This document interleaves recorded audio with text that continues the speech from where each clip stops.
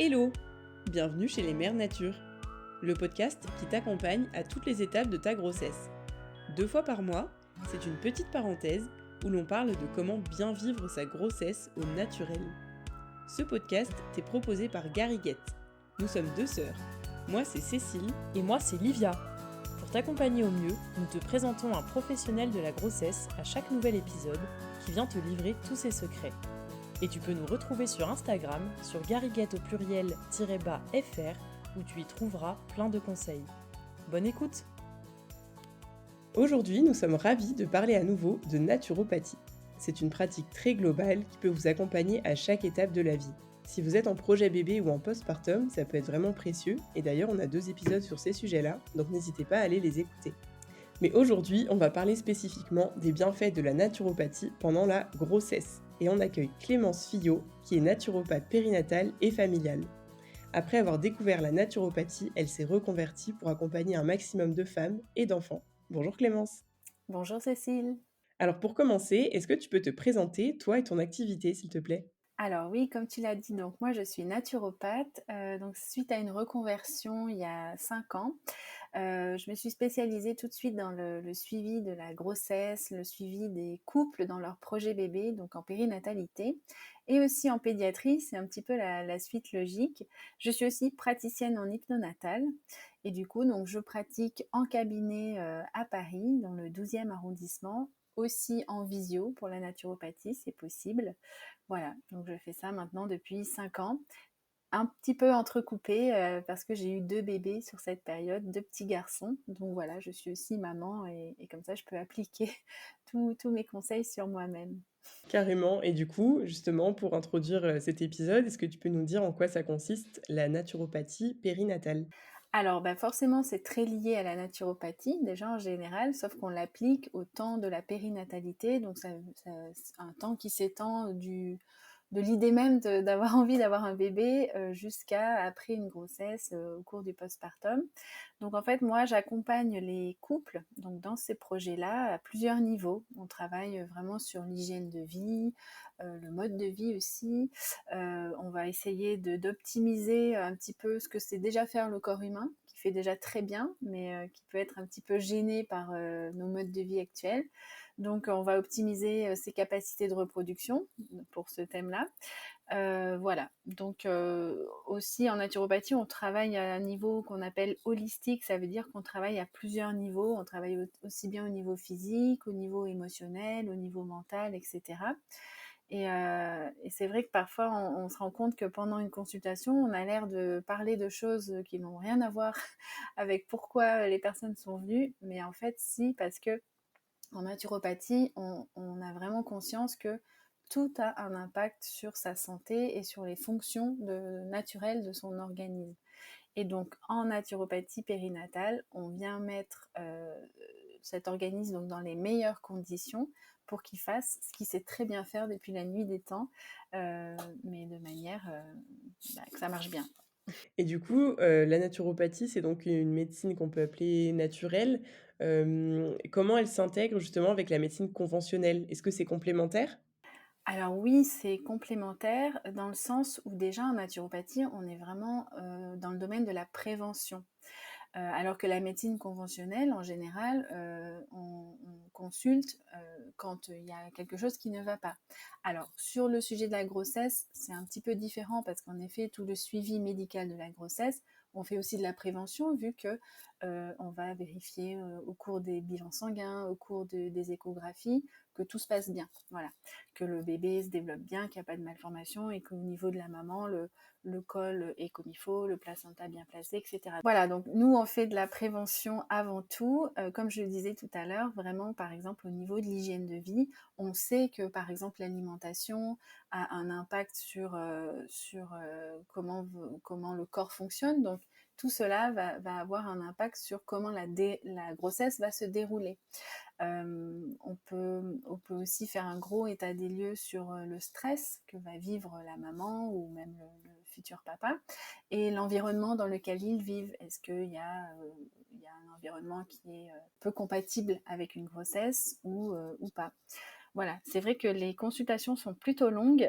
On est sur la première consultation, elle dure bien 1 heure et demie, parce qu'en fait, on est vraiment beaucoup dans l'échange. Donc tout ça, c'est très complémentaire de la médecine conventionnelle parce que on parle un petit peu de sujets annexes sur la vie de la personne et non pas sur les sujets très précis de tel taux de fer, tel taux de glycémie, etc., qui sont aussi hyper importants. Donc du coup, concrètement, si on est enceinte et qu'on veut consulter un naturopathe, c'est, sur plusieurs séances. Tu parlais de la première séance tout à l'heure. Alors pour la grossesse, oui, en général, alors c'est vrai que dans l'idéal, c'est bien de venir avant d'être enceinte, mais bon, parfois ça arrive comme ça, et c'est vrai que la grossesse, c'est souvent un moment où les personnes vont prendre conscience que ce qu'elles font dans leur vie va avoir un impact sur quelqu'un d'autre, c'est-à-dire un bébé. Et là, ça prend tout son sens. Du coup, moi, souvent pendant la grossesse, j'accompagne les personnes au tout début, voilà, quand elles viennent d'avoir confirmation de leur grossesse. Et ensuite, on se revoit idéalement juste au début du 3e trimestre.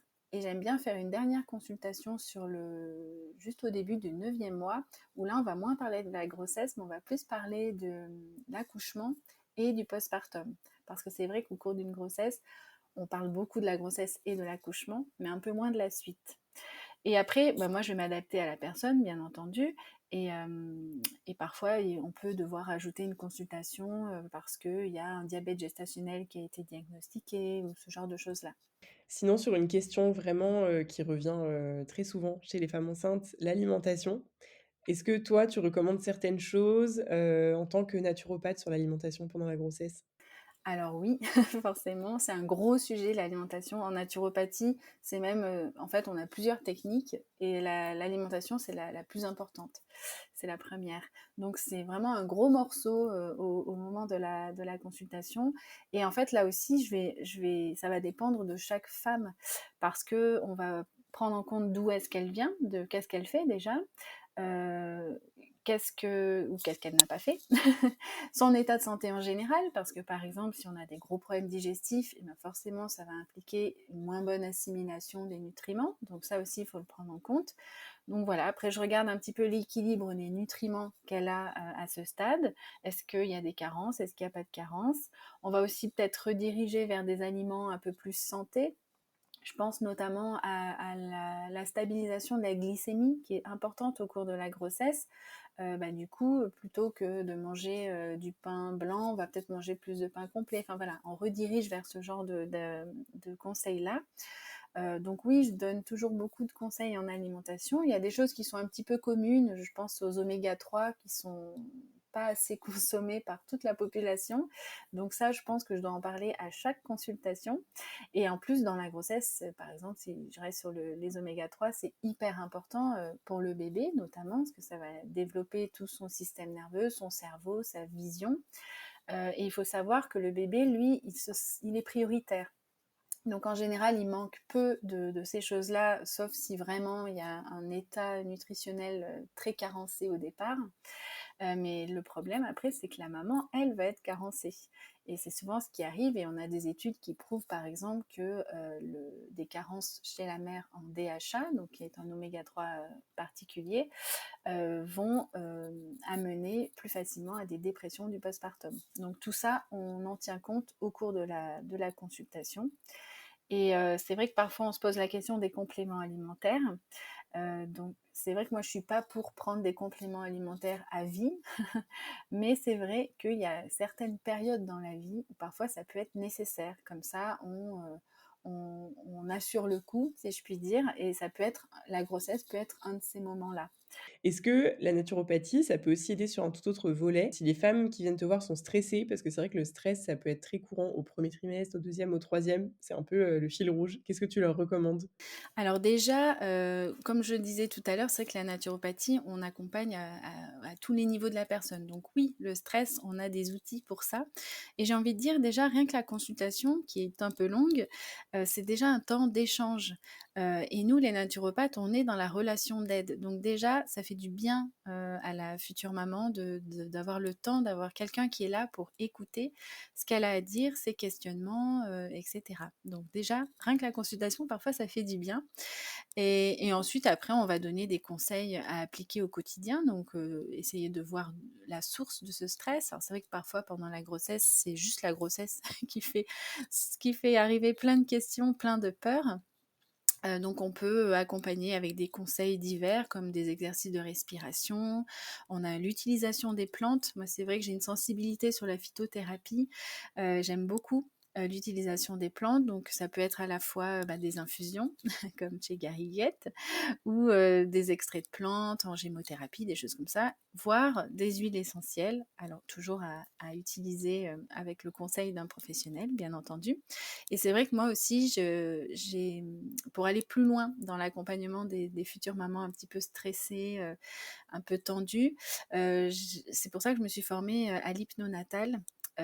Voilà, c'est une technique qui permet de se relaxer énormément pour voilà, une grossesse beaucoup plus sereine, à la fois sur le temps de la grossesse et aussi pour l'arrivée de l'accouchement. OK, alors du coup, là, on a parlé d'alimentation, on a parlé de stress. Il y a d'autres, petits mots, enfin, je dis petits, il y a d'autres mots pendant la grossesse, les nausées, la constipation, les remontées acides, les maux de dos, voilà, Ouais. j'en passe.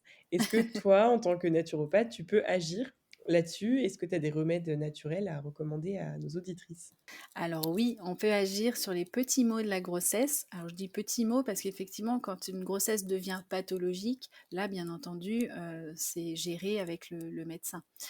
Heu, mais du coup, tous les petits maux qui sont souvent passagers au cours de la grossesse et qui sont là du fait de l'état de grossesse, on peut accompagner pour essayer de soulager et toujours de manière naturelle, parce que c'est notre credo en naturopathie. Tous les conseils qu'on va donner sont naturels.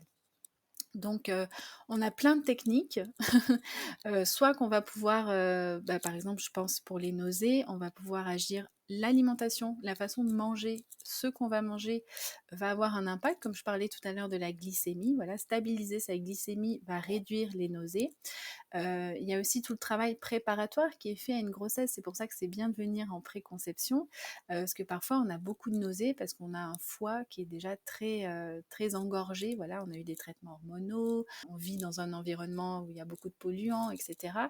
Donc tout ça peut amener à un foie, par exemple, très engorgé, qui va favoriser des fortes nausées sur le début de la grossesse. Donc tout ça, on en tient compte. Voilà, la constipation, c'est aussi quelque chose qui arrive au cours de la grossesse et qui peut aller jusqu'au bout.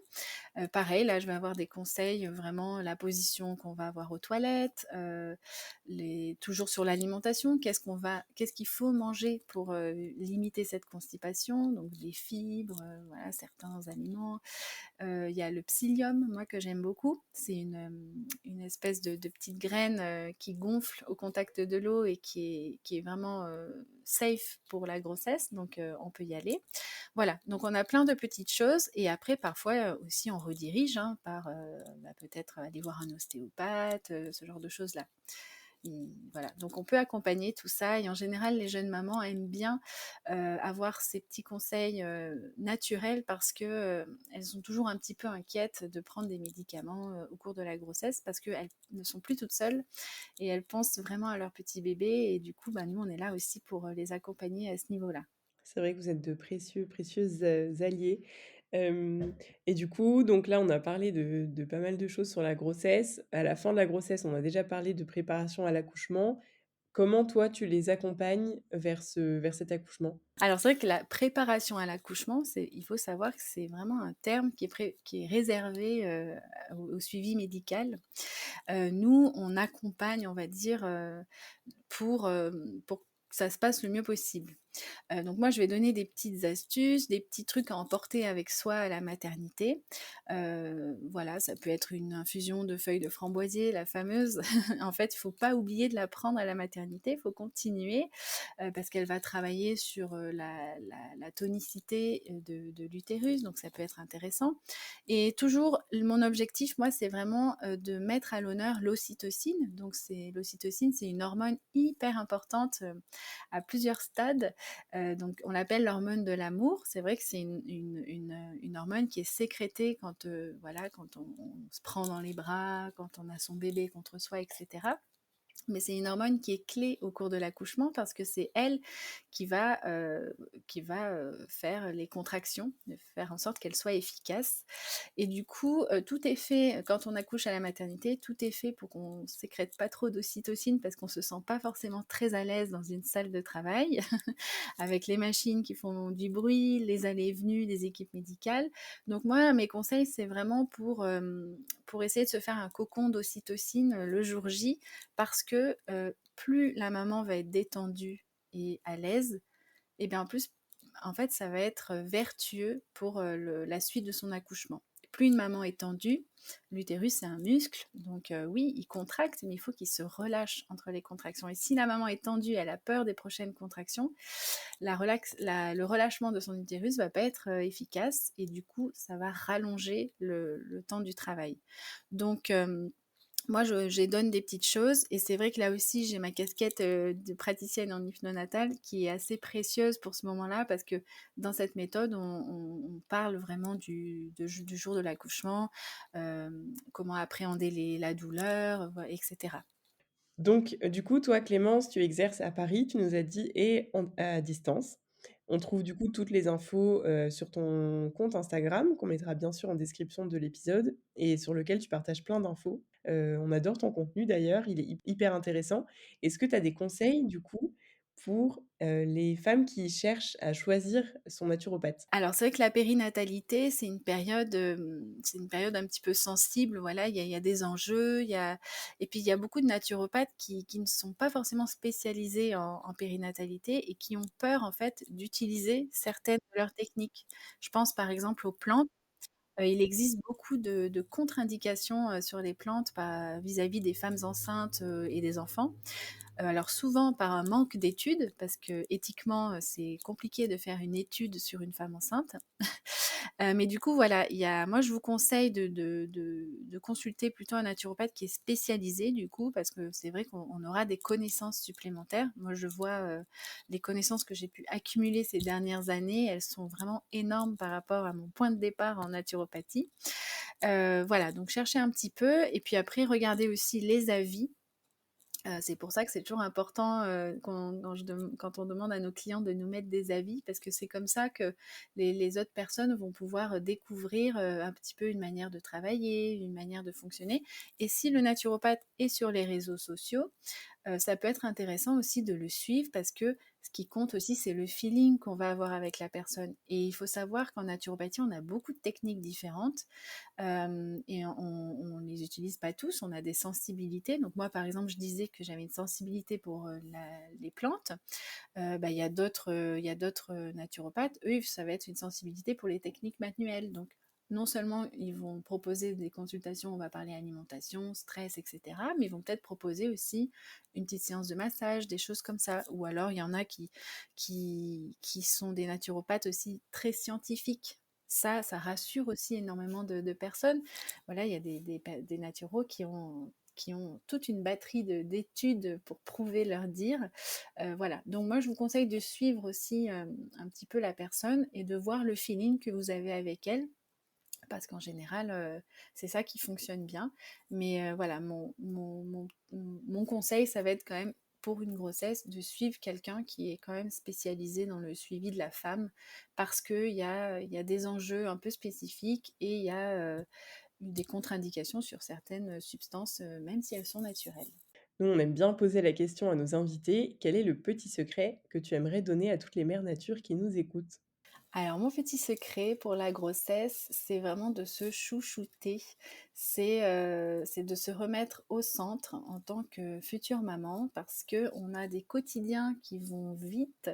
Parfois, on a eu du mal à avoir son bébé. Quand on a fait des longs parcours PMA, on est vidé, on est épuisé. Et il faut enchaîner avec une grossesse où on donne énormément de soi. Et voilà, donc je trouve que on est en train d'accomplir le miracle de la vie. C'est quelque chose de fantastique. Ça dure pas très longtemps à l'échelle d'une vie. Voilà, une grossesse, c'est 9 mois. Et moi, mon conseil, c'est vraiment de se chouchouter, de ralentir, dès que c'est possible, de prendre soin de soi, de se faire des massages. Voilà, il y a beaucoup d'offres pour les futures mamans aujourd'hui, de la réflexologie, en naturopathie, je vous conseille aussi forcément. Et voilà, c'est mon conseil. Et c'est vrai que parfois la grossesse est mal vécue par certaines futures mamans. Voilà, il y en a qui n'aiment pas la grossesse. Eh bien, pourquoi pas d'autant plus se chouchouter parce qu'on est en train de vivre quelque chose qu'on n'aime pas, qui ne nous plaît pas. Donc, c'est encore plus nécessaire de s'occuper de soi et peut-être même que ça adoucira cette grossesse qui peut être difficile. Mais voilà, c'est vraiment se remettre au centre et se chouchouter, se coucouner pendant ces 9 mois. Et parce qu'après, l'attention va vite être portée sur votre bébé. Et donc, il faut en profiter. On est bien d'accord. C'est un très bon conseil qu'il faut répéter et re-répéter. En tout cas, merci beaucoup Clémence pour cet épisode. C'était hyper cool d'échanger avec toi et de parler de naturopathie vraiment axée grossesse. Je pense que ça va donner envie à plus d'une. Donc voilà, merci beaucoup. On remettra du coup toutes les informations de ton compte, bien sûr, en description de l'épisode. Et puis on se dit à très bientôt. À bientôt Cécile. Merci d'avoir écouté cet épisode. Nous espérons que tu as passé un très bon moment en notre compagnie. N'hésite pas à t'abonner et à commenter. On se retrouve dans 2 semaines. Et en attendant, rejoins vite notre communauté sur Instagram.